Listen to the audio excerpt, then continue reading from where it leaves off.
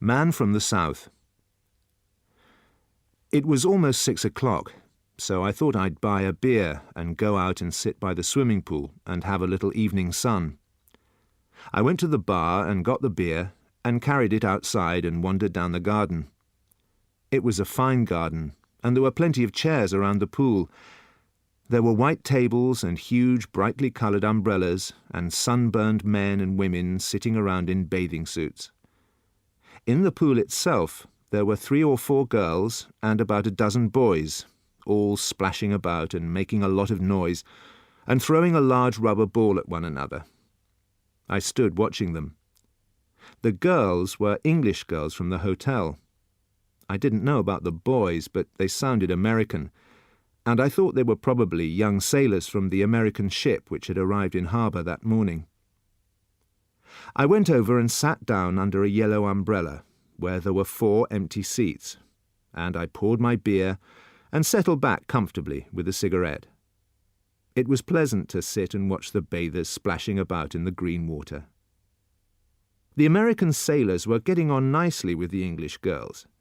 They'd reached the point where they were diving under the water and pulling the girls up by their legs. Just then I noticed a small old man walking quickly around the edge of the pool. He was beautifully dressed in a white suit and a cream-coloured hat, and as he walked he was looking at the people and the chairs. He stopped beside me and smiled. I smiled back. "Excuse me, please, but may I sit here?" "Certainly," I said. "Go ahead." He inspected the back of the chair for safety. Then he sat down and crossed his legs. "A fine evening," he said. "They are all fine evenings here in Jamaica." I couldn't tell if his accent was Italian or Spanish, but I felt sure he was some sort of a South American. He was old, too, when you looked at him closely. Probably around 68 or 70. "Yes," I said. "It's wonderful here, isn't it?" "And who are all these? These are not hotel people." He was pointing at the bathers in the pool. "I think they're American sailors," I told him. "Of course they are Americans. Who else in the world is going to make as much noise as that? You are not American, no?" "No," I said, "I am not." Suddenly one of the young sailors was standing in front of us. He was still wet from the pool, and one of the English girls was standing there with him. "Are these chairs free?" he said. "Yes," I answered. "Mind if I sit down?" "Go ahead." "Thanks," he said. He had a towel in his hand, and when he sat down he unrolled it and produced a packet of cigarettes and a lighter. He offered the cigarettes to the girl, but she refused. Then he offered them to me, and I took one. The old man said, "Thank you, no, but I think I will have a cigar." He took a cigar out of his pocket. Then he produced a knife and cut the end off it. "Here, let me give you a light." The American boy held up his lighter. "That will not work in this wind." "Sure it'll work. It always works."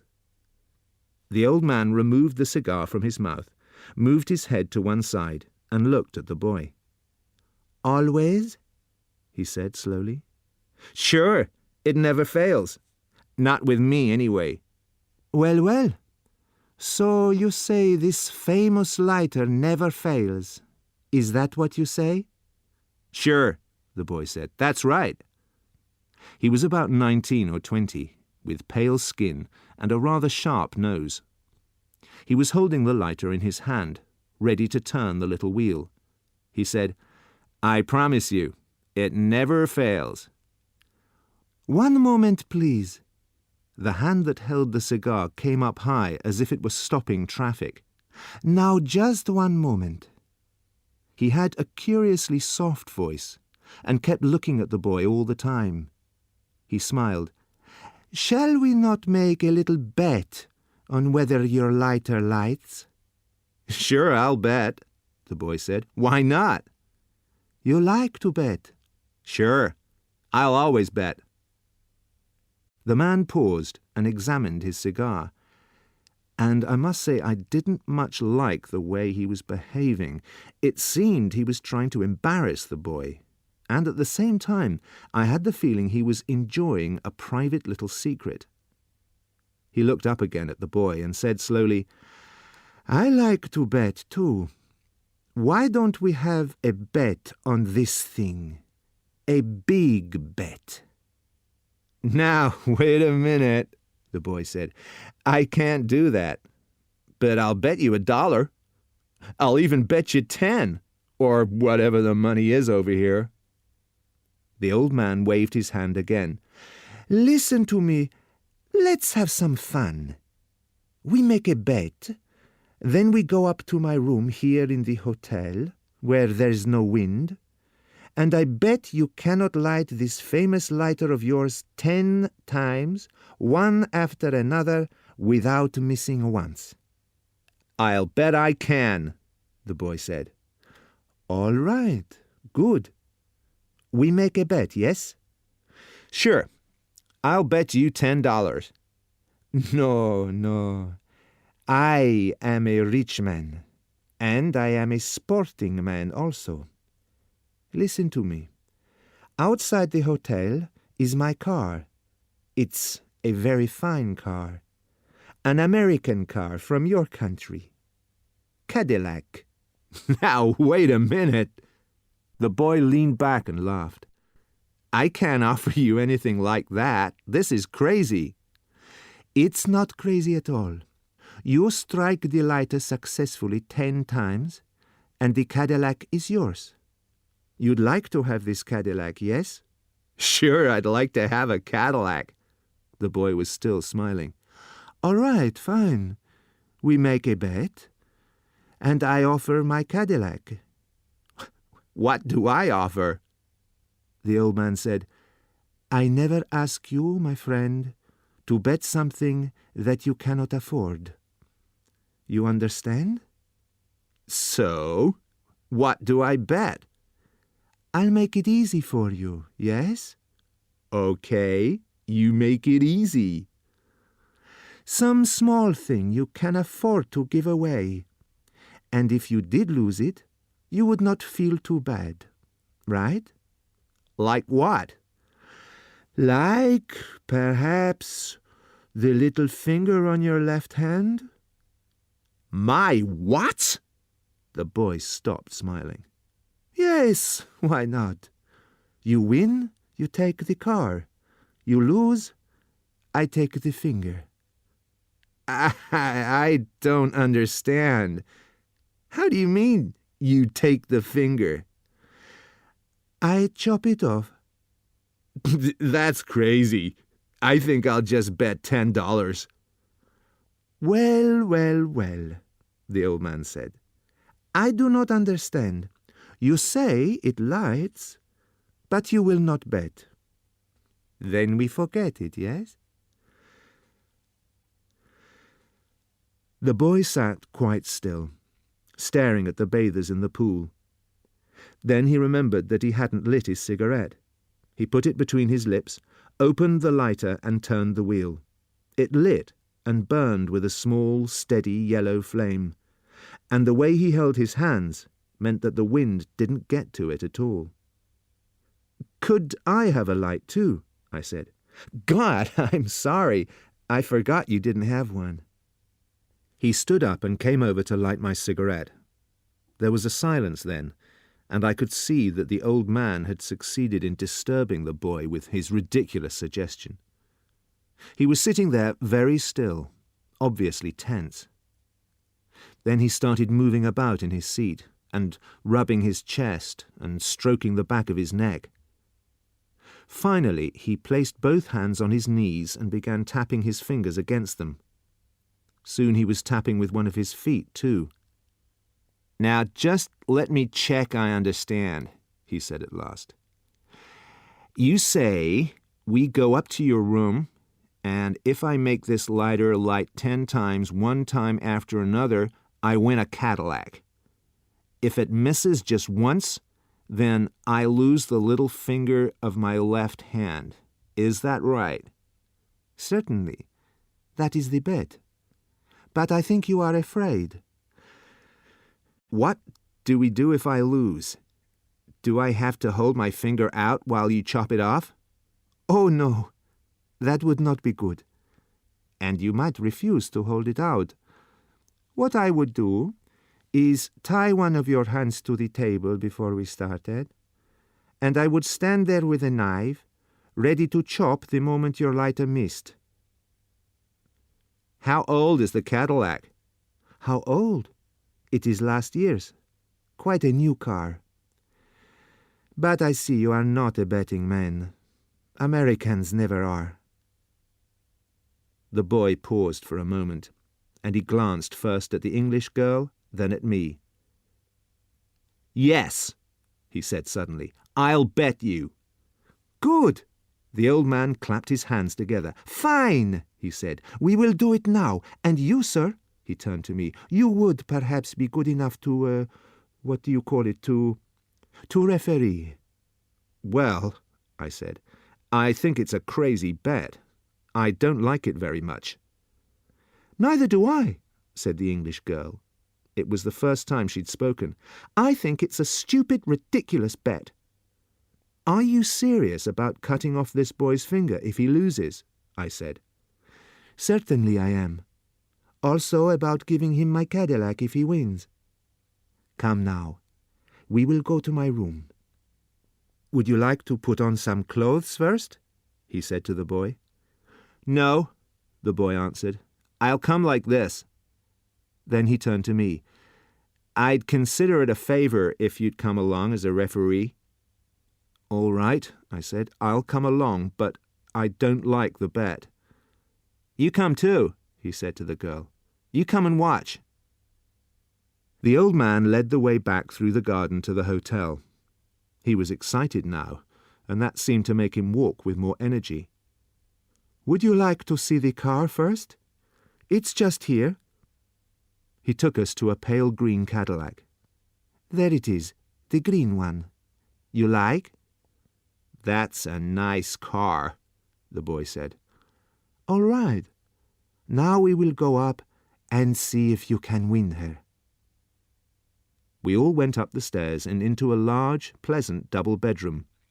There was a woman's dress lying across the bottom of one of the beds. "First," he said, "let's have a little drink."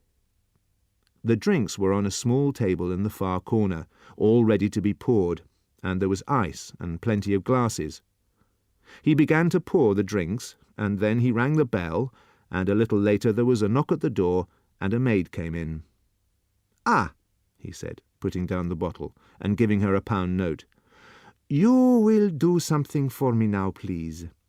We are going to play a little game in here, and I want you to go off and find for me 3 things. I want some nails, I want a hammer, and I want a big knife, a butcher's knife, which you can borrow from the kitchen. You can get these, yes?" "A butcher's knife?" The maid opened her eyes wide. "You mean a real butcher's knife?" "Yes, of course. Come on now, please. You can find those things surely for me." "Yes, sir, I'll try. I'll try to get them." And she went.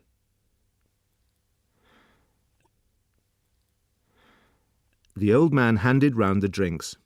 We stood there drinking.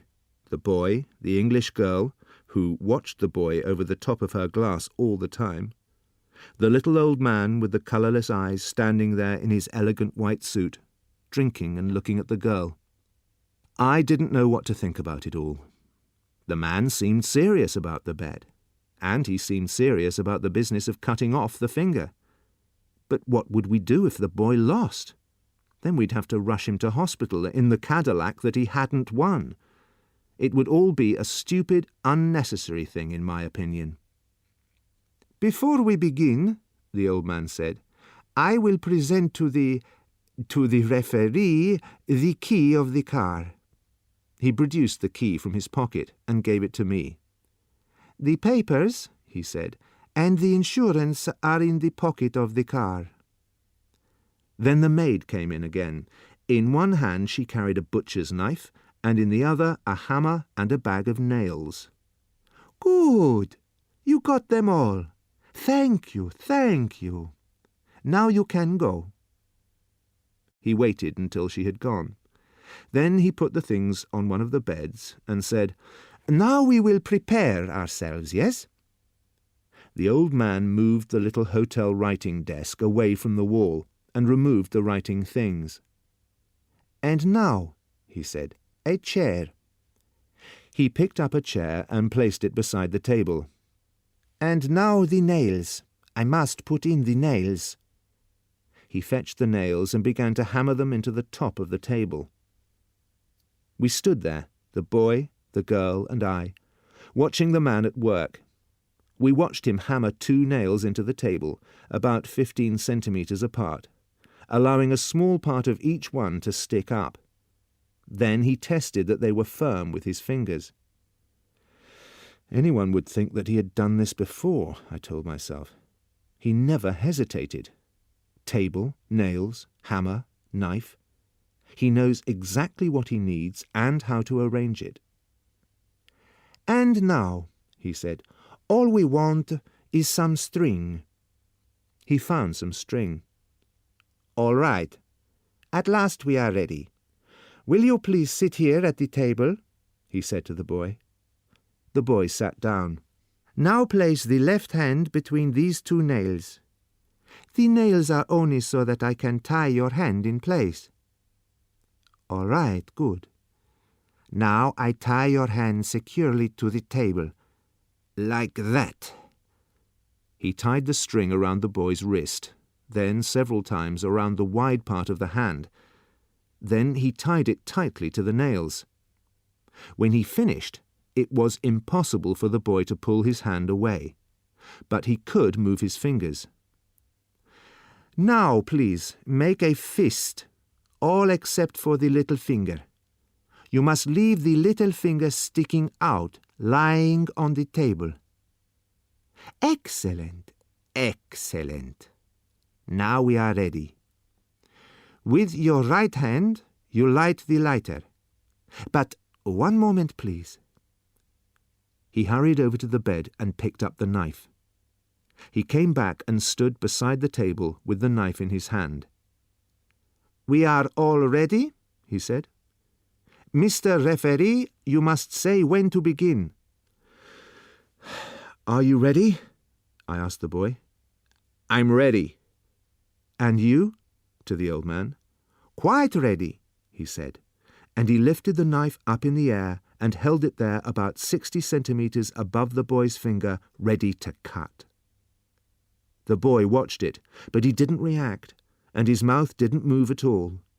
He only raised his eyebrows and frowned. "All right," I said.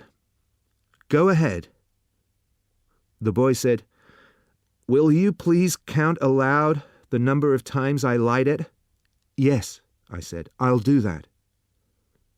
With his thumb he raised the top of his lighter, and again with his thumb he turned the wheel sharply.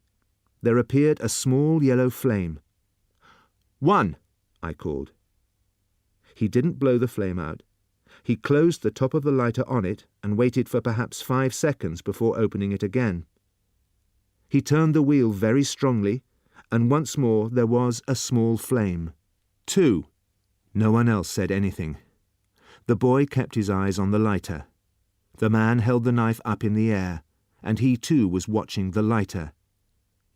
3. 4. 5. 6. 7. Obviously it was one of those lighters that worked.